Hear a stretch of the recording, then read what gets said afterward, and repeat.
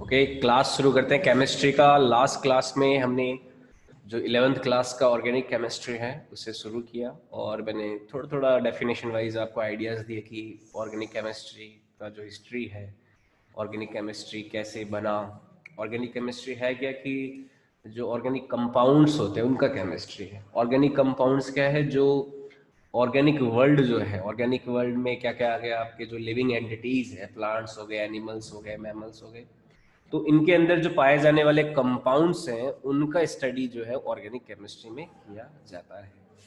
ठीक है, तो फिर डिफाइन किया हमने भाई हाइड्रोकार्बन क्या होता है। जो हाइड्रोजन और कार्बन, कभी कभी ऑक्सीजन, या फिर सिंपली हाइड्रोजन और ऑक्सीजन के जो हाइड्रोजन एंड कार्बन के जो कंपाउंड्स होते हैं उनको हाइड्रोकार्बन बोलते हैं, या फिर जो इनसे डिराइव्ड होते हैं, है ना। तो हाइड्रोकार्बन्स की जो केमिस्ट्री है, फिर हाइड्रोकार्बन से जो डिराइव्ड होने वाले जो कंपाउंड्स उनकी जो केमिस्ट्री है उसे अपन ऑर्गेनिक केमिस्ट्री बोलते हैं। ब्राजीलियस इसकी अवधारणा थी कि ऑर्गेनिक केमिस्ट्री के जो कंपाउंड्स होते हैं कोई मिस्टीरियस फोर्स होता है उनके बीच में, तो इस वजह से उनको आर्टिफिशियली हम बना नहीं सकते हैं, लेबोरेटरी में हम नहीं बना सकते। पर एक साइंटिस्ट है, उन्होंने यूरिया को बनाया, है ना। तो यूरिया आर्टिफिशियली कम सबसे पहले बनाया गया था लेबोरेटरी में। तो उसके बाद में ये दो अवधारणा थी कि भाई लेबोरेटरी में कुछ बना नहीं सकते, जो नेचर में आया वैसा वैसा ही आया हुआ है, कुछ नया बनाना वगैरह मुश्किल है। लेकिन वो अवधारणा वहाँ पे फेल हो गई थी और बाद में एक नया प्रचलन शुरू हुआ और वहीं से ही ऑर्गेनिक केमिस्ट्री की शुरुआत। ठीक है, अपन आज कुछ और चीजें एक्स्ट्रा में पढ़ते हैं, आगे लेते हैं। आज अपन पढ़ते हैं नंबर ऑफ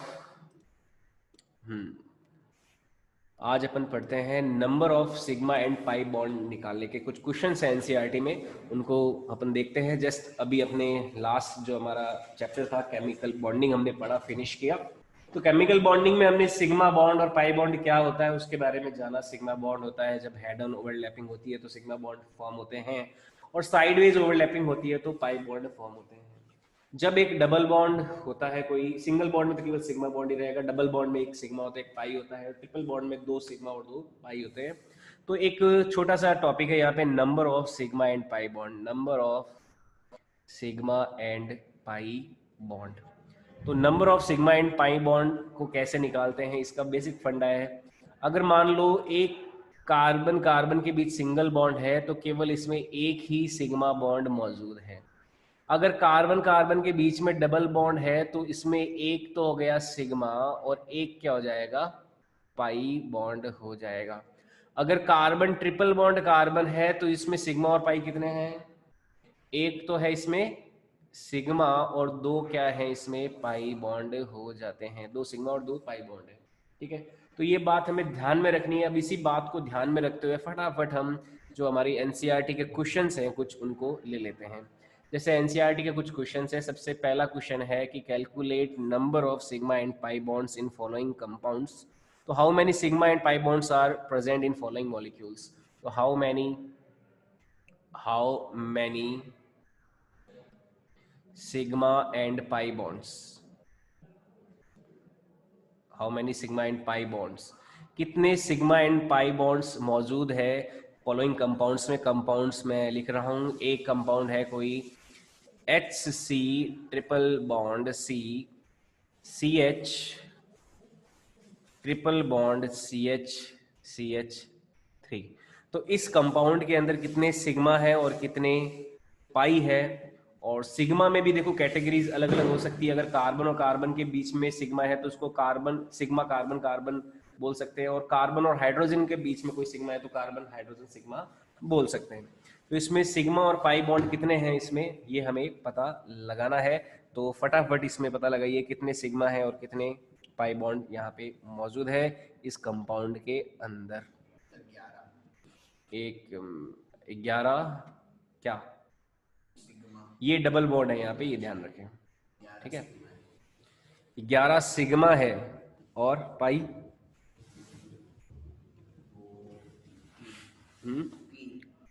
3 पाई है।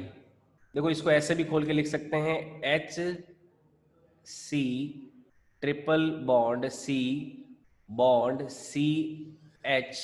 Double bond. सी और एच के बीच में तो बॉन्ड होगा। CH के बॉन्ड में तो H को भी इसको सेपरेटली लिख सकते हैं। जैसे इस हाइड्रोजन को मैं यहाँ लिख सकता हूँ, फिर डबल बॉन्ड है तो ये डबल बॉन्ड C फिर एक H और फिर एक C और 3 हाइड्रोजन जुड़े हुए हैं, तो 3 हाइड्रोजन इस तरह से जोड़ दिए। ठीक है, अब सिग्मा कैलकुलेट करते हैं। तो 1 2 3 4 5 6 7 8 9 10। सिग्मा कितने हैं? सिग्मा बॉन्ड हो गए टोटल 10। इसमें अगर ये पूछे कि कार्बन कार्बन सिग्मा बॉन्ड कितने हैं, जो कार्बन कार्बन के बीच में है, तो ये हो जाएंगे 1 2 3 4। तो 4 तो है कार्बन कार्बन वाले। अगर कार्बन हाइड्रोजन का पूछे तो वो कितने हो जाएंगे? 6 हो जाएंगे रिमेनिंग। तो कार्बन हाइड्रोजन वाले 6 सिग्मा बॉन्ड हो गए, 1 2 3 4 5 और 6। अगर पाई बॉन्ड की बात करें तो पाई कितने हैं यहाँ पे? 2 तो यहाँ पे हो जाएंगे और एक यहाँ पे हो जाएगा, तो 3 पाई बॉन्ड हो गए। तो पाई बॉन्ड हो जाएंगे 3। तो सिग्मा, ये पाई बॉन्ड कौन से हैं? ये कार्बन कार्बन वाले हैं और 3 पाई बॉन्ड यहाँ पे मौजूद हैं। तो इस तरह से हम number of sigma and pi bond निकाल सकते हैं। मैं एक और क्वेश्चन ले लेता हूँ, एक और क्वेश्चन से और अच्छे से क्लियर हो जाएगा आपको। एनसीईआरटी का ही क्वेश्चन है, बी क्वेश्चन मान लो। इसमें बी क्वेश्चन है CH2 double bond, CH2 double bond C double bond CH3। तो इसमें सिग्मा और पाई बॉन्ड कितने हैं बताओ? कितने हो जाएंगे सिग्मा और पाई बॉन्ड इसमें? आंसर बताइए, मैसेज करके बताइए, सिग्मा और पाई बॉन्ड कितने हैं इसमें? 9 और 2। चलो देखते हैं, इसको ओपन कर लेते हैं। एक कार्बन पे 2 हाइड्रोजन जुड़े हैं, 2 हाइड्रोजन जोड़ दिए, और कार्बन हाइड्रोजन के पीछे तो सिग्मा बॉन्ड ही होएगा। Double bond C double bond CH, और इसको CH को भी थोड़ा सा ओपनली लिख देते हैं, तो ये हो जाएगा H। और ये हो गया C, ये हो गया हाइड्रोजन, ये हो गया हाइड्रोजन और ये हो गया हाइड्रोजन। तो सिग्मा और पाई कितने हैं? सबसे पहले सिग्मा काउंट करते हैं, तो सिग्मा कितने हो गए?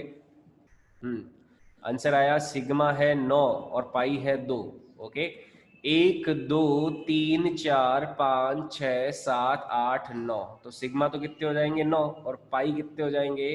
पाई हो जाएंगे 1 और 2। केवल 2 ही पाई बॉन्ड है, सिग्मा 9 है।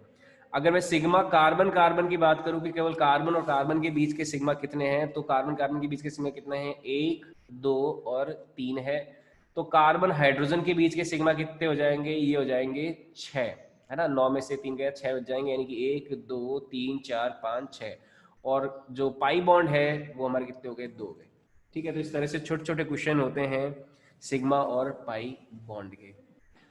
एक क्वेश्चन हाइब्रिडाइजेशन का है, हाइब्रिडाइजेशन का क्वेश्चन ले लेते हैं। क्वेश्चन नंबर 2 है, 12.2 है आपकी एनसीईआरटी की बुक का, कि आपको क्या पता लगाना है इसमें, type of hybridization on each carbon. Type of hybridization क्या होगा? टाइप ऑफ हाइब्रिडाइजेशन, संकरण का पता लगाना है आपको, हाइब्रिडाइजेशन का पता लगाना है कि कौन सा हाइब्रिडाइजेशन है इसमें। ठीक है, तो find out hybridization, type of hybridization. ठीक है, हाइब्रिडाइजेशन का टाइप कौन सा है, मैं एग्जांपल दूंगा। एग्जांपल के तौर पे ए है आपका कोई एग्जांपल, CH3Cl, CH3Cl। इसमें कार्बन पे हाइब्रिडाइजेशन कौन सा होगा? बी ऑप्शन है CH3 का होल ट्वाइस, CH3 का होल ट्वाइस CO। इसमें कार्बन का हाइब्रिडाइजेशन क्या है? C, CH3CN। इसमें कार्बन का हाइब्रिडाइजेशन क्या है? इस कार्बन का भी और इसका भी, इस कार्बन का भी और इसका भी। डी क्वेश्चन हो गया। चलो इतने ही करते हैं अपन, 3 क्वेश्चन ले लेते हैं। सबसे पहले जो है CH3Cl, इसमें हाइब्रिडाइजेशन क्या है? फिर दूसरे में क्या होगा उसमें बताइए। CH3 का होल ट्वाइस CO में, फिर CH3CN में इस कार्बन और इस कार्बन दोनों पे हाइब्रिडाइजेशन क्या है? इस कार्बन पे हाइब्रिडाइजेशन क्या है और इस कार्बन पे हाइब्रिडाइजेशन क्या है? ये भी बताइए। देखो, इसको जब ओपन करेंगे तो इसको तो ऐसे लिख सकते हैं, C 3 हाइड्रोजन हो गए, 1 हाइड्रोजन, 2 हाइड्रोजन, 3 हाइड्रोजन और ये 4 हाइड्रोजन, ये चौथा क्लोरीन। तो चारों वैलेंसीज फुलफिल्ड है, तो कौन सा हाइब्रिडाइजेशन हो गया इस केस में? क्या sp3 हाइब्रिडाइजेशन ही होगा? चारों वैलेंसी पूरी तरह से फुलफिल हो जाती है, 4 बॉन्ड पेयर है, तो sp3 हाइब्रिडाइजेशन है ना। इस केस में जैसे साइड वाले दो कार्बन है तो वो तो हो गए, एक ले जा रहा है यहाँ पे CH3 और एक CH3 और जुड़ा हुआ है, और इस कार्बन पे ऑक्सीजन है तो ऑक्सीजन कार्बन के साथ क्या बनाएगा, डबल बॉन्ड बनाएगा। तो ये जो कार्बन है इसके तो 3 बॉन्ड पेयर हो गए, 1 2 3, 3 बॉन्ड पेयर के केस में हाइब्रिडाइजेशन हो गया sp2। और इसके केस में 3 और 1 4, इसमें भी 3 और 4, तो इन दोनों के जो हाइब्रिडाइजेशन है वो क्या हो जाएंगे, sp3 ही होंगे। इस एग्जाम्पल की बात करते हैं CH3CN की, तो CH3CN में ये हो गया, एक तो हो गया CH3 और ए हो गया C। इस कार्बन और नाइट्रोजन के बीच में ट्रिपल बॉन्ड है ना, साइनाइड बोलते हैं इसको, आगे हम पढ़ेंगे, जिसमें कार्बन ट्रिपल बॉन्ड नाइट्रोजन होता है। तो इस कार्बन की बात करें तो ट्रिपल बॉन्ड को भी हमें एक ही काउंट देना है और सिंगल बॉन्ड को भी एक ही काउंट देना है, तो 2 काउंट हो जाएंगे। 2 काउंट का मतलब यहाँ पे इसका तो हो जाएगा sp हाइब्रिडाइजेशन, और इस केस में 3 और 1 4, 4 बॉन्ड पेयर है तो इसका क्या हाइब्रिडाइजेशन हो गया, sp3 हाइब्रिडाइजेशन हो गया। आई बात समझ में, ये हो गया sp3 हाइब्रिडाइजेशन। ठीक है, ओके। बहुत ही सिंपल सिंपल से सवाल है, हमें total number of bond pairs calculate करने होते हैं इस तरह के कैलकुलेशंस के लिए, तो total number of bond pairs आ गया। ओके, अब लेते हैं structural representation of organic compounds. ठीक है, structural representation of organic compounds. Next लेते हैं topic structural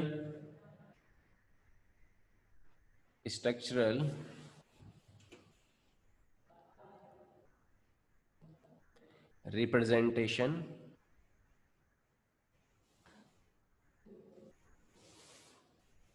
of organic compound.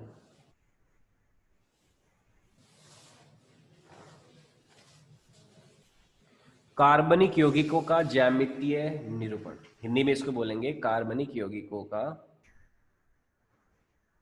कार्बनिक यौगिकों का ज्यामितीय निरूपण। तो देखो ये क्या होता है, कैसे करते हैं, इसके देखो कई सारे मेथड हैं। एक तो हम कंप्लीट अगर स्ट्रक्चर को फॉर्म करें वो हो जाएगा, दूसरा कंडेंस फॉर्म हो जाएगा, यानी कि उसको थोड़ा सा कंडेंस कर दें, तीसरा हो जाएगा यहाँ पे जो तीसरा मेथड होगा उसमें हम जिगजैग मेथड लेंगे, जिसमें कार्बन और हाइड्रोजन को हम इनविजिबल कर देंगे, उनको देखेंगे नहीं। और चौथा मेथड हो जाएगा एक 3D मेथड, तो 3D मेथड में भी हम यूज कर सकते हैं। ठीक है, तो उसको भी पढ़ेंगे। तो सबसे पहले जो मेथड हम पढ़ेंगे वो होता है कंप्लीट स्ट्रक्चर मेथड।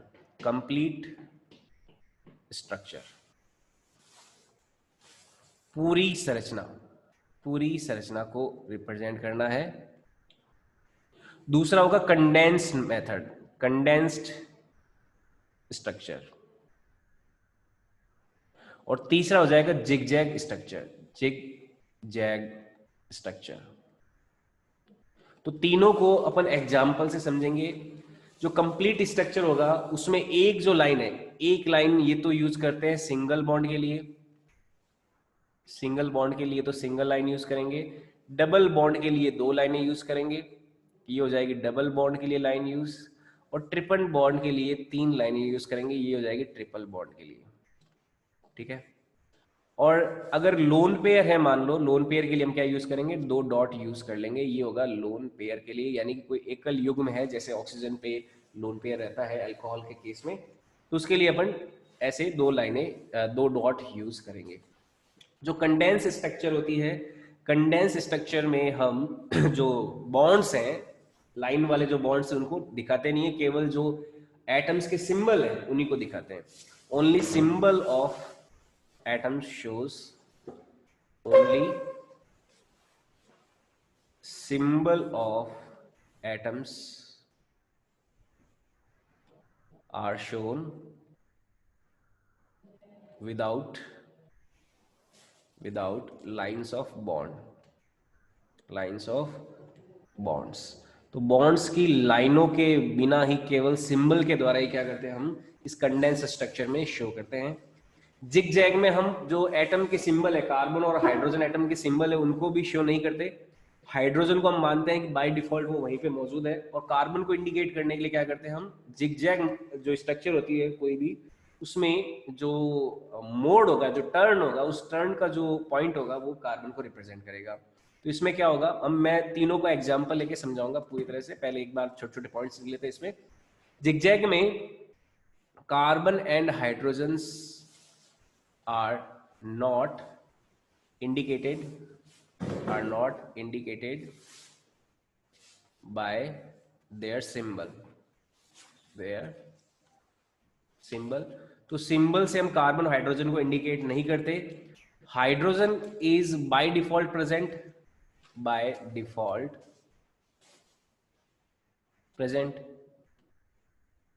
हाइड्रोजन मान लेंगे बाय डिफॉल्ट प्रेजेंट है, और कार्बन को इंडिकेट करने के लिए हम जो जिगजैग जो स्ट्रक्चर होगी उसका जो टर्निंग पॉइंट है वो कार्बन को इंडिकेट करेगा। तो turning point of zigzag, turning point of zigzag indicate carbon. ठीक है, तो तीन तरीके होते हैं, complete structure, condense structure, zigzag structure. अब तीनों को तो S8 का जो स्ट्रक्चर होता है उसमें तो सल्फर को डिनोट करते हैं। हाँ, वो सल्फर के लिए यूज हो सकता है। देखो सल्फर जो है जिसमें संकलन का गुण होता है, मान लो कैटाइनेशन का गुण होता है। कैटाइनेशन की जो प्रॉपर्टी होती है सल्फर में भी होती है, सिलिका में भी होती है, कार्बन में होती है, जो बहुत ज्यादा लंबी लंबी चेन्स बना सकते हैं, है ना। कार्बन तो बहुत ज्यादा लंबी चेन्स बनाता है, जैसे एक methane, ethane, propane, butane, hexane की बात करेंगे। तो जिसमें कैटाइनेशन का प्रॉपर्टी होता है, उन ऐसे बल्क मॉलिक्यूल्स को रिप्रेजेंट करने के लिए हम जिगजैग स्ट्रक्चर को यूज करते हैं। तो एसिड जो सल्फर मॉलिक्यूल होता है, क्राउन स्ट्रक्चर होता है, उसको भी ऐसे ही यूज कर सकते हैं, ऐसा इंडिकेट कर सकते हैं। जैसे इसके एग्जाम्पल लेते हैं कि ये तीनों क्या है। एग्जाम्पल के तौर पे मान लो एक लिया मैंने एथेन। एथेन क्या है, ये इसका स्ट्रक्चर जो है वो इस तरह से होता है, CH3। ठीक है, ये एथेन होता है, दो कार्बन होते हैं, एक कार्बन पे तीन हाइड्रोजन यहाँ पे, ये तीन हाइड्रोजन यहाँ पे, तो ये एथेन है। और एक एग्जाम्पल लेते हैं एथाइन का, एथीन का। ठीक है, ये एथेन, एथीन क्या है, ये सारा IUPAC हम सीखेंगे जब हमें समझ में आ जाएगा अच्छे तरह से। लेकिन मैं एथेन जो होता है वो CH3 होता है, एथीन होता है CH2 डबल बॉन्ड CH2, ये होता है एथीन। और एक होता है एथाइन। तो एथाइन क्या होता है, CH ट्रिपल बॉन्ड CH, ये एथाइन होता है। और एक मान लो मैंने ले लिया एथेनॉल। एथेनॉल क्या है, जो एथेन ग्रुप है CH3 CH2OH, यहाँ पे OH ग्रुप जुड़ा हुआ है, तो ये हो गया CH3 CH2OH, तो ये एथेनॉल होता है। अब देखो जो कंडेंस स्ट्रक्चर है या कंप्लीट स्ट्रक्चर है, मान लो ये 1 नंबर है, ये 2 नंबर है और ये 3 नंबर है। अगर इनको मान लो मुझे रिप्रेजेंट करना है कंप्लीट स्ट्रक्चर से, तो कंप्लीट स्ट्रक्चर से रिप्रेजेंट करने के लिए सबसे पहले मान लो मैं कंप्लीट स्ट्रक्चर रिप्रेजेंट करता हूँ सभी की।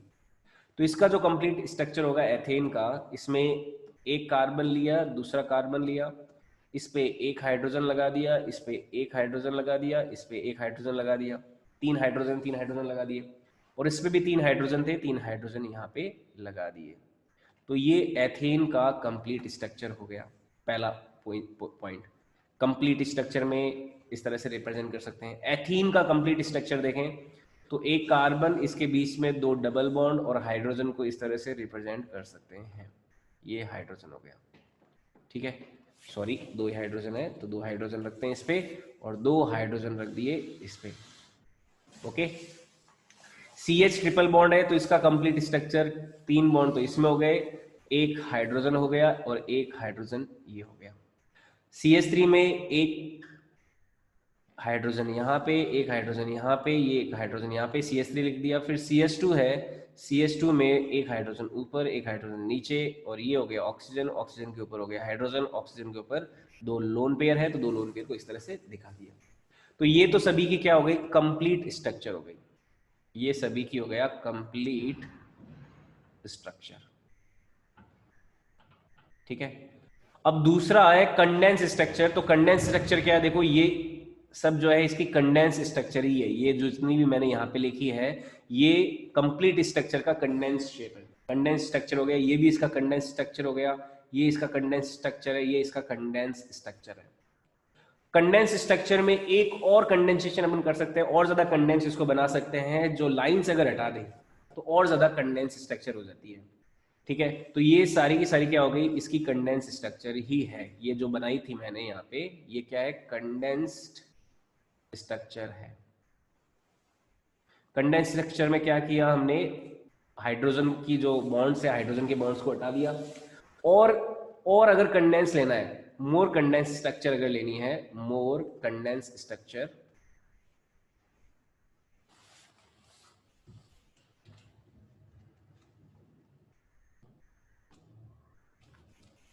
तो मोर कंडेंस स्ट्रक्चर में देखो क्या होगा, इस सिंगल बॉन्ड को, कार्बन कार्बन बॉन्ड को भी, सिंगल बॉन्ड को हटा दें, तो मोर कंडेंस स्ट्रक्चर में देखो क्या आएगा, CH3 है, तो इसको ऐसे लिख सकते हैं CH3 फिर CH3, ये मोर कंडेंस स्ट्रक्चर हो गया एथेन का। CH3 का होल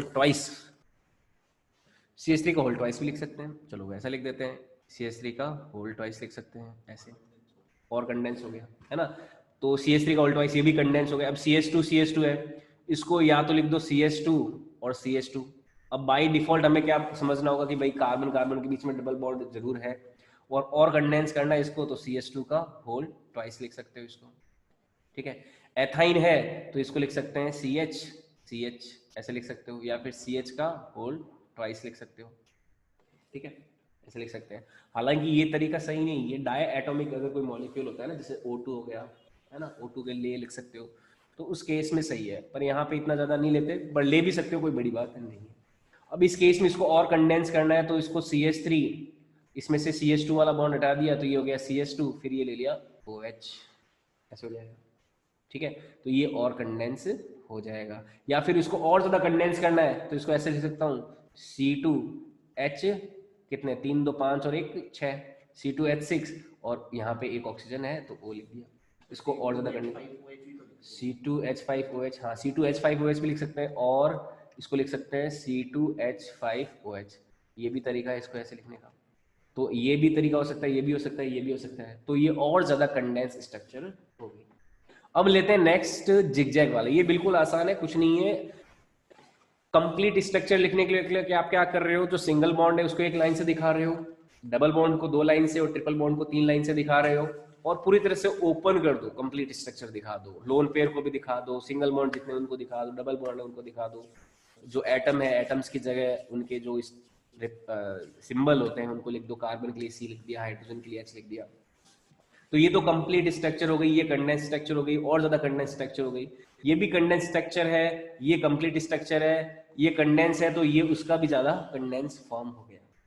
अब जिगजैग स्ट्रक्चर में क्या करते हैं, इसमें हम क्या करते हैं, कार्बन और हाइड्रोजन को शो नहीं करते हैं, और हाइड्रोजन को तो बिल्कुल भी शो नहीं करते हैं, ऐसा बाय डिफॉल्ट मान लेते हैं कि हाइड्रोजन मौजूद है।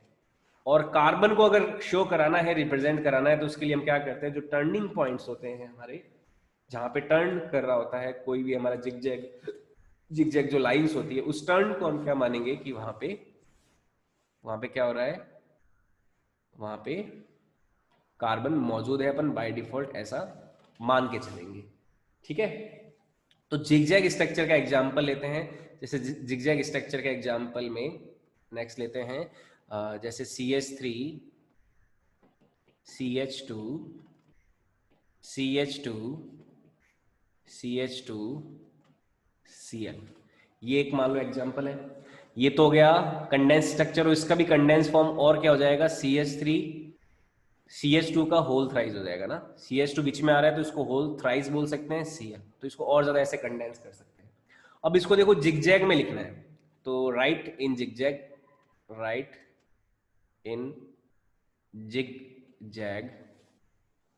लाइन रिप्रेजेंटेशन, मान लो इसको जिगजैग लाइन रिप्रेजेंटेशन में ड्रॉ करना है, तो अब देखो कैसे करेंगे, इसको ध्यान से समझना। जैसे एक कार्बन है, तो किनारे वाला एक कार्बन हो गया, उसकी लाइन ड्रॉ कर ली हमने। ठीक है, ये कार्बन कौन सा हो गया, ये यहाँ पे। अब ये CH2 वाला है, तो यहाँ पे एक टर्न ले लो, यहाँ पे ये CH2 वाला हो गया। इस CH2 को रिप्रेजेंट करना है, तो यहाँ पे एक टर्न और ले लो। इस CH2 को रिप्रेजेंट करना है, तो एक टर्न और ले लो। इस CH2 के साथ क्लोरीन जुड़ा है, तो यहाँ पे आप ये क्लोरीन ना हो, यहाँ पे कार्बन ना हो के ये क्लोरीन होगा, और क्लोरीन को आपको यहाँ पे लिखना पड़ेगा। जिगजैग वाले स्ट्रक्चर्स में केवल कार्बन और हाइड्रोजन ही गायब होते हैं, बाकी दूसरे जितने भी होते हैं, क्लोरीन हो गया, ब्रोमीन हो गया, ऑक्सीजन हो गया, उन सभी को हम क्या करेंगे, लिखेंगे, है ना, उनको वाइप आउट नहीं करेंगे, उनको हटाएंगे नहीं। और एग्जाम्पल से समझेंगे। ये इसका आंसर हो गया जिगजैग स्ट्रक्चर, ये आंसर है इसका। देखो किनारे वाला कार्बन है, यहाँ पे रह गया, ये अंडरस्टूड है। हाइड्रोजन 3 वैलेंसी से पूरा हुआ है, ये अपन को बाय अंडरस्टूड ही मानना है कि हाँ होगा, हाइड्रोजन ने 3 वैलेंसी से इसको पूरी कर दी है वैलेंसीज। यहाँ पे 2 हाइड्रोजन लगे हुए हैं, यहाँ पे भी 2 हाइड्रोजन, यहाँ पे भी 2 हाइड्रोजन है, और इस कार्बन से यहाँ पे क्लोरीन जुड़ा हुआ है। यहाँ पे ये कार्बन नहीं है, ये बात ध्यान रखना, ये क्या है, केवल सीधा क्लोरीन से ही जुड़ा हुआ है। ये यहाँ पे कोई कार्बन नहीं है, ये बॉन्ड है, ये भी बॉन्ड है, ये भी बॉन्ड है, ये बॉन्ड है, ये कार्बन हो गया, ये कार्बन हो गया, ये कार्बन हो गया, और ये कार्बन हो गया, और यहाँ पे कोई कार्बन नहीं है, यहाँ पे केवल क्लोरीन है। तो 1 2 3 4, 1 2 3 4 कार्बन हो गए, और एक ये क्लोरीन हो गया। इस पे 2 हाइड्रोजन, इस पे 2 हाइड्रोजन, इस पे 2 हाइड्रोजन, और इस पे 3 हाइड्रोजन। ये हमें अंडरस्टूड करना है बाय डिफॉल्ट, ऐसा मानना है कि ऐसा है, ठीक है। और देखो एग्जाम्पल्स लेते हैं जिनको जिगजैग मोशन में लिखना होगा। एग्जाम्पल के तौर पे मान लो कंपाउंड है CH3C double bond O CH3, तो इसे मान लो जिगजैग फैशन में लिखना है। तो कैसे लिखेंगे, एक कार्बन हो गया, मान लो इसको मैंने यहाँ पे ले लिया किनारे पे, फिर यहाँ पे कार्बन आया, टर्न कर लिया, फिर यहाँ पे कार्बन है, ये किनारा हो गया, इसको ऐसे ले लिया। अब देखो इस कार्बन पे ऑक्सीजन जुड़ा हुआ है, तो यहाँ पे क्या कर देंगे, डबल बॉन्ड O कर देंगे, तो ये इसको ऐसे जिगजैग में लिख सकते हैं। और देखो बड़े एग्जाम्पल लेता हूं, जैसे मान लो एग्जाम्पल है कोई CH3 CH2 CH3, और यहाँ पे CH2 ना लेके मैं ले लेता हूँ CH, और यहाँ पे ले लिया मान लो CH2, यहाँ पे C double bond O CH2 Cl, ठीक है, ये एग्जाम्पल लिया, और इसको अपन को जिगजैग में रिप्रेजेंट करना है। तो देखो कैसे करेंगे, पहले तो मेन जो चेन है उसको जिगजैग बनाएंगे। तो यहाँ पे पहले मेन चेन का जिगजैग बनाते हैं, यहाँ से शुरू किया मेन चेन का जिगजैग, तो ये टर्मिनल कार्बन हो गया, टर्मिनल कार्बन को यहाँ पे रख लेंगे। फिर ये CH वाला कार्बन हो गया, यहाँ पे टर्निंग पॉइंट ले गए। फिर ये CH2 वाला कार्बन है, यहाँ पे टर्निंग पॉइंट लेके आए। फिर ये डबल बॉन्ड O वाला कार्बन है, यहाँ पे टर्निंग पॉइंट लेके आए।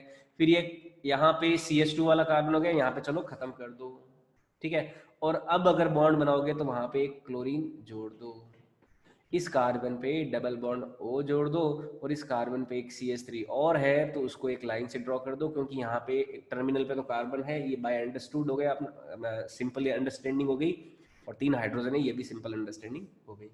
तो 1 2 3 ये हो गया CH3 CH CH3, फिर CH2, फिर C डबल बॉन्ड O, फिर CH2 Cl। तो ये वाली स्लाइड पे चलना, ये इसका आंसर हो जाएगा। फिर इसके फर्स्ट वाले को कैसे बनाएंगे, फर्स्ट वाले को CH3 को देखा, एग्जाम्पल लेते हैं। एग्जाम्पल के तौर पे अपन को बनाना है CH3 एथेन का बनाना है मान लो, है ना इसका। तो इसका सिंपली ऐसे ही बना दो, ऐसे यहाँ से एक लाइन ड्रॉ किया, फिर यहाँ से, बस इतना ही बना दो, खाली एक लाइन हो गया ये, बस, है ना। कोई टर्निंग की जरूरत ही नहीं है, टर्निंग, क्योंकि ये टर्मिनल का कार्बन, टर्मिनल जो होगा लाइन के तो क्या होंगे, बायोजस्टूड कार्बन ही तो है वहां पे, कार्बन हो गया। इथाइन। अब देखो इथाइन का कैसे बनाएंगे, जैसे इथाइन का एग्जांपल लिया, इथाइन का बनाए ना, तो HC ट्रिपल बॉन्ड CH, ये इथाइन है। तो इसको बनाने के लिए क्या करेंगे अपन, एक जैसे मान लो लाइन ड्रॉ की, है ना, ये तो कार्बन हो गया, कार्बन हो गया। अब यहाँ पे एक ऊपर लाइन ड्रॉ कर दो और एक लाइन नीचे ड्रॉ कर दो, ये एथाइन हो गया। और इवन मान लो अगर इसमें भी बनाना हो कहीं पे डबल बॉन्ड और इस तरह का कोई बड़ा स्ट्रक्चर ले ले अपन, जैसे एग्जांपल के तौर पे CH3C triple bond C CH2 bond CH double bond CH CH3, जैसे इसका स्ट्रक्चर बनाना है तो बनाए। यहाँ पे देखो कैसे बनाएंगे, और मैं और थोड़ा कॉम्प्लेक्स कर सकता हूँ, पर इसको इतना ही रखते हैं। जैसे यहाँ से शुरू किया तो टर्मिनल कार्बन पे कार्बन है मौजूद, कोई कुछ नहीं करना, यहाँ पे आया, यहाँ पे टर्न लिया यहाँ पे, फिर यहाँ पे आया, यहाँ पे फिर टर्न लिया, फिर यहाँ पे आया, यहाँ पे फिर टर्न लिया, फिर यहाँ पे आया, यहाँ पे फिर टर्न लिया, फिर यहाँ पे आया, फिर टर्न लिया, और ये लास्ट कार्बन हो गया।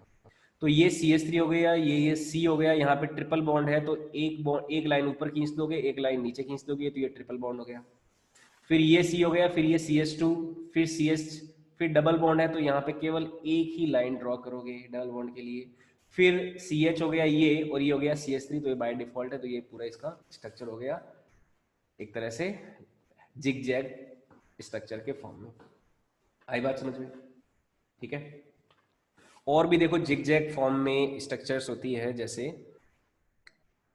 जो साइक्लिक कंपाउंड्स हैं उनका भी हम स्ट्रक्चर बना सकते हैं। साइक्लिक कंपाउंड्स के लिए एग्जांपल ले सकते हैं, जो साइक्लिक कंपाउंड होंगे, साइक्लिक कंपाउंड्स, जैसे यहाँ पे CH3 है और सॉरी ये CH2, ये CH2, ये CH2 और ये CH2 और ये CH2, मान लो ये साइक्लोप्रोपेन बोलते हैं इसको। तो यहाँ पे CH2 double bond CH2 CH2 है। तो इस पूरे को अगर हम मान लो जिगजैग वाले फॉर्म में दिखाना चाहेंगे तो इसको केवल और केवल ऐसे दिखा सकते हो, एक ट्राइंगल के फॉर्म में इसको दिखा सकते हो ऐसे। ठीक है, ऐसे हो जाएगा। एक बहुत ही इंपॉर्टेंट कंपाउंड होता है बेंजीन। बेंजीन का देखो कैसे जिगजैग वाले में दिखाते हैं। बेंजीन होता तो क्या है, C6H6 होता है। इसका कंडेंस फॉर्मूला तो आता है C6H6 और इसका स्ट्रक्चर कुछ ऐसा होता है। ये स्ट्रक्चर तो बाद में बनाएंगे, पहले देखो इसमें 6 कार्बन लिए ऐसे, ये साइक्लोहेक्सेन जैसा कुछ स्ट्रक्चर बनाता है इस तरह का। ये 6 कार्बन हो गए, यहाँ पे हाइड्रोजन, यहाँ पे हाइड्रोजन, यहाँ पे हाइड्रोजन, यहाँ पे हाइड्रोजन और यहाँ पे हाइड्रोजन और यहाँ पे हाइड्रोजन, तो C6H6 हो गया। और अल्टरनेट इसके डबल बॉन्ड्स होते हैं। अल्टरनेट पोजीशन पे क्या होते हैं, डबल बॉन्ड होते हैं। तो बेंजीन अपन जब भी पूरा सिलेबस पढ़ेंगे ऑर्गेनिक का, बेंजीन बार बार बनाने को मिलेगा। तो इसको क्या है कि बहुत ही सिंपल तरीके से बनाया जाता है। इसको सिंपल तरीके से बनाते हैं कैसे हैं, यहाँ पे जिगजैग जो डायग्राम है वो बहुत ज्यादा सिंपल हो जाता है। सिंपल बनाने के लिए क्या करेंगे, यहाँ पे एक तो बनाया हमने, एक साइक्लोहेक्सेन बना लिया। देखो यहाँ पे 6 कार्बन है, 1 2 3 4 5 6, तो 6 टर्न आएंगे। तो 6 टर्न को किससे इंडिकेट करेंगे अपन, एक साइक्लोहेक्सेन से इंडिकेट कर सकते हैं। जो हेक्सागन है इससे इंडिकेट कर सकते हैं।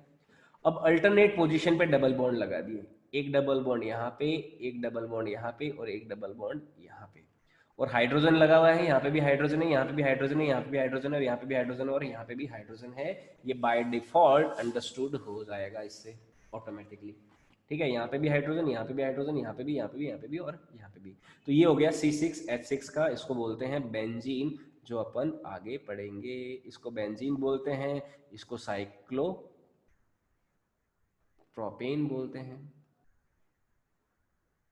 ठीक है, तो ये साइक्लोप्रोपेन होता है और ये एथाइन होता है। ठीक है, तो ये सारी बातें अपन पढ़ेंगे। तो इस तरह से जिग जैग मोशन से भी हम क्या कर सकते हैं, जिग जैग मोशन नहीं, जिग जैग स्ट्रक्चर से भी हम क्या कर सकते हैं, ऑर्गेनिक के जो कंपाउंड्स हैं उनको अपन शो कर सकते हैं। इसके अलावा कोई एग्जाम्पल लेना है, बता दे कोई? नहीं, चलो। अब नेक्स्ट जो होता है वो 3D रिप्रेजेंटेशन होता है। 3D रिप्रेजेंटेशन, 3D रिप्रेजेंट,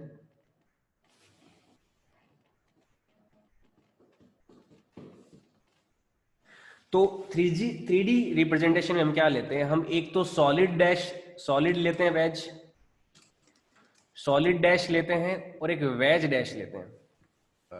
इसमें क्या लेते हैं, इसमें एक तो सॉलिड लाइन हम ड्रॉ करेंगे, solid and solid wedge and dash veg.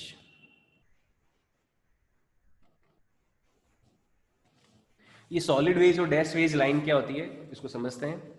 Solid veg जो लाइन होती है वो कुछ इस तरह की होती है, इस तरह से एक लाइन ड्रॉ करते हैं और इसको ऐसे ब्लैक कर दो, तो इसको तो बोलते हैं सॉलिड वेज। और डैश वेज होता है इस तरह से कोई ऐसे, ये डैश वेज होता है, ये होता है सॉलिड वेज। तो सॉलिड वेज को यूज करते हैं कोई बॉन्ड अगर प्लेन के ऊपर दिखाना हो तो, यूज्ड टू इंडिकेट bond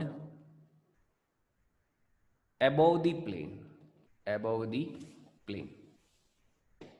तो प्लेन के ऊपर कोई बॉन्ड दिखाना है तो उसके लिए तो सॉलिड वेज यूज करते हैं और डैश यूज करते हैं हम, used to indicate bond below the plane, below the plane. जो प्लेन है, जिस प्लेन पे मैं लिख रहा हूं, उसके अगर बिलो यानी कि पीछे की साइड में अगर मुझे कोई बॉन्ड दिखाना है तो इसमें हम डैश वेज यूज करते हैं, और अगर आगे की साइड दिखाना है तो हम इसमें सॉलिड एक वेज यूज करते हैं। एग्जाम्पल से समझते हैं। एग्जाम्पल के तौर पे जैसे मैथेन है, मैथेन, मैथेन का फॉर्मूला होता है CH4। अब देखो CH4 है तो CH4 में कार्बन का जो हाइब्रिडाइजेशन है वो तो है sp3, sp3 हाइब्रिडाइजेशन है तो कैसी स्ट्रक्चर होती है इसकी, टेट्राहेड्रल स्ट्रक्चर होती है। तो ये 3D स्ट्रक्चर होती है टेट्राहेड्रल। अब टेट्राहेड्रल बनाने के लिए देखो, एक तो हो गया, एक कार्बन ले लिया, इसके ऊपर एक हाइड्रोजन ले लिया, एक हाइड्रोजन यहाँ पे ले लिया, एक हाइड्रोजन यहाँ पे ले लिया और एक हाइड्रोजन यहाँ पे ले लिया। तो अब पता नहीं चल पा रहा कि हाइड्रोजन की एक्चुअली में पोजीशन क्या है। ठीक है, तो सॉलिड वेज और डैश वेज लाइंस का अपन यूज करेंगे। इसमें देखो, इसकी सॉलिड वेज और डैश वेज की लाइन को यूज करने के लिए इसको सॉलिड डैश या फिर वेज डैश स्ट्रक्चर भी बोलते हैं, ये वेज डैश स्ट्रक्चर भी कहलाती है। अब देखो, ये कार्बन लिया, ये हाइड्रोजन और एक ये हाइड्रोजन, इन दोनों को तो ले लिया इस प्लेन के अंदर। ये दोनों हाइड्रोजन क्या है, these two hydrogens are in the plane. ठीक है, अब ये हाइड्रोजन प्लेन के पीछे है और ये हाइड्रोजन मैं प्लेन के आगे ले लेता हूं। तो जो प्लेन के पीछे वाला हाइड्रोजन है उसको तो अपन ने दिखा दिया डैश से, ये हाइड्रोजन कहाँ है भाई, प्लेन के पीछे है, ये बॉन्ड प्लेन के पीछे है, और जो प्लेन के आगे है उस बॉन्ड को दिखा दिया हमने सॉलिड लाइन से इस तरह से। तो ये हाइड्रोजन कहाँ हो गया, प्लेन के आगे हो गया। तो ये देखो दोनों तो क्या है, इन द प्लेन है, ये तो है इन दी प्लेन, प्लेन के अंदर ही है। ये जो कागज वाला प्लेन है ना, जिस कागज पे आप ये जो स्क्रीन पे आप देख रहे हो, तो ये स्क्रीन के प्लेन में ही मौजूद है। ये स्क्रीन जो 2D स्क्रीन है उसी स्क्रीन में मौजूद है। ये हाइड्रोजन पीछे है, पीछे वाला बॉन्ड है, ये आगे वाला है। ये तो हो गया बिलो द प्लेन या फिर बिहाइंड द प्लेन भी बोल सकते हैं इसको, बिहाइंड द प्लेन, इसको बिहाइंड द प्लेन भी बोल सकते हैं। और ये क्या हो जाएगा, फ्रंट ऑफ प्लेन या फिर above the plane, front of plane, ये प्लेन से बाहर की ओर है। ठीक है, जैसे जो आपका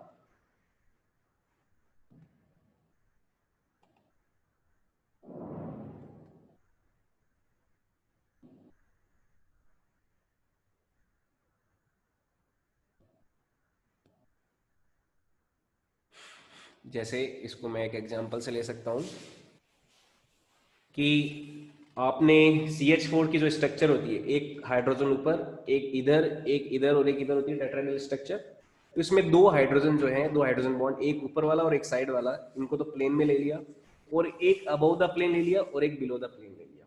ठीक है, तो सॉलिड वाला तो हो गया front of the plane, above the plane, और ये हो गया डैश वाला बिलो द प्लेन।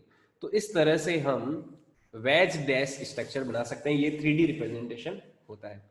जैसे और एग्जांपल ले सकते हैं, अगर मैं एथेन का एग्जांपल लूं, CH3, तो CH3 ये हो गया एथेन। तो इसको देखो सॉलिड वेज डैश से कैसे अपन शो कर सकते हैं, सॉलिड और डैश से या फिर वेज डैश से। तो एक कार्बन लिया यहाँ पे और दूसरा कार्बन लिया यहाँ पे, ये तो दोनों हो गए सेम प्लेन में। ठीक है, अब इस पे 3 हाइड्रोजन इस पे जोड़ने और 3 हाइड्रोजन इस पे जोड़ने। तो इसके 3 हाइड्रोजन्स में एक हाइड्रोजन जो है मैं ले लेता हूं इसी के प्लेन का, और इसी का भी एक हाइड्रोजन ले लेता हूं इस प्लेन में, क्योंकि इस कार्बन के 2 बॉन्ड एक प्लेन में हो सकते हैं, इस कार्बन के भी 2 बॉन्ड एक प्लेन में हो सकते हैं। तो इसका एक हाइड्रोजन इस प्लेन में ले लिया, एक हाइड्रोजन प्लेन में ले लिया, और कार्बन कार्बन के बीच का सिंगल बॉन्ड भी इसी प्लेन में ले लिया। अब देखो 2 हाइड्रोजन और जो बचे हैं, एक हाइड्रोजन तो चला जाएगा पीछे, तो पीछे वाले हाइड्रोजन को ऐसे इंडिकेट कर दिया, और एक हाइड्रोजन रह जाएगा आगे, तो आगे वाला हाइड्रोजन को एक सॉलिड लाइन से इंडिकेट कर दिया इस तरह से, ये आगे वाला हाइड्रोजन हो जाएगा। तो ये तो हो गया पीछे वाला हाइड्रोजन, और ये हो जाएगा आगे वाला हाइड्रोजन। ठीक है, तो इस तरह से एथेन का ये वेज डैश स्ट्रक्चर हो जाएगा। आई बात समझ में? ये 3D रिप्रेजेंटेशन है अलग अलग मॉलिक्यूल्स का, कि 3D में उनको कैसे रिप्रेजेंट किया जा सकता है। ठीक है, तो अपन आज के लिए इतना ही रखते हैं, आज की क्लास का टाइम हो चुका है, इससे आगे अपन लेंगे नेक्स्ट क्लास में। तो ये था 3D रिप्रेजेंटेशन, क्या क्या पढ़ा हमने देखो। स्ट्रक्चरल रिप्रेजेंटेशन है, पहले तो सिग्मा और पाई बॉन्ड की कैलकुलेशन करना सीखा, तो बहुत ही सिंपल सी कैलकुलेशन होती है, केमिकल बॉन्डिंग जस्ट हमने फिनिश ही किया, तो उसमें सिग्मा और पाई बॉन्ड कैसे कैलकुलेट करते हैं हमने देखा। फिर हमने कंप्लीट स्ट्रक्चर कैसे डिनोट करना है, कंडेंस स्ट्रक्चर कैसे डिनोट करना है, और जिगजैग स्ट्रक्चर को कैसे दिखाना है, तो इनके बारे में पढ़ा। ठीक है, तो ये मैंने एग्जाम्पल्स लिए। तो आज की क्लास में अपन इतना ही रखते हैं, और यहाँ से आगे अपन